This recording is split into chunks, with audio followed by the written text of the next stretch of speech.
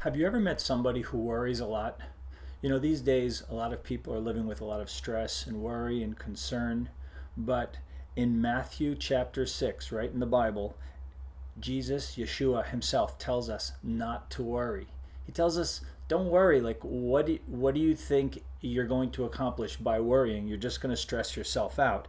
In verse 25 of chapter 6, he says, therefore I say to you, do not worry about your life, what you will eat or what you will drink, nor about your body, what you will put on.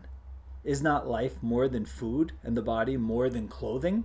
And then dropping down all through those verses, though, he continues to talk about, don't worry. I mean, look at the flowers of the field. They're beautiful. And don't you think that we're of more value, that our God in heaven, our Father, isn't more concerned about us? He is. We have nothing to worry about when it comes to that.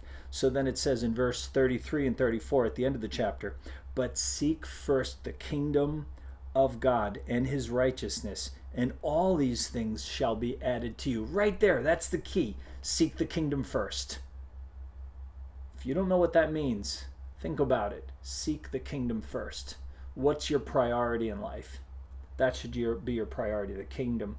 If you don't know how, get on your knees, ask the Father. He will tell you. If you're sincere in your heart and you really want to know the answer, he will get the answer to you. And then in verse 34 it says, therefore, do not worry about tomorrow, for tomorrow will worry about its own things. Sufficient for the day is its own trouble. But then I've seen people who they read these verses and they say, well, I'm not going to do anything. The Father says, don't worry about it. I'm just going to, leave it up to him. It doesn't say that either. Take the whole Bible in context. Don't pick out one verse and then ignore all the other ones. So many people read the Bible that way.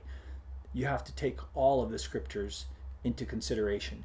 And there are too many scriptures that I can even mention here. It would just take so much time, but you can do it. You could just do a Google search right now on scriptures about laziness and hard work, and you will see there are tons of them from the beginning of the Bible to the end.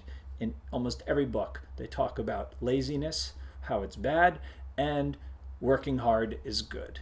And so you'll see it says, be like the ant who's constantly working and collecting and doing things. And people are constantly encouraged to work hard and to not give up and to be lazy. If we work hard, but we put if you have tons of trouble and tons of pain and difficulty and you can't find work or whatever your difficulty is in life, just put it all on the Father and put it all on Yeshua. Just tell them, look, these are my problems. I'm putting it all on you. I'm trusting in you. And then work your butt off to make it work. So other people, what they do is they'll put it on them, they'll pray, and then that's it, and they go. And then they have in their mind their expected outcome, and they're waiting for it. Oh, I asked you for this. I prayed to you.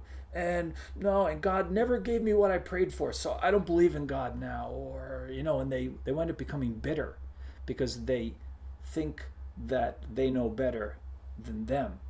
Put it in the Father's hands and then trust him. But work hard. Do whatever you can. Do whatever you can do, and the Father will bless what you do. But don't expect it to be the way you expect it to be. It never turns out that way. So don't worry. Put all your worries on them and trust in them and work really hard and find the answer in the Bible.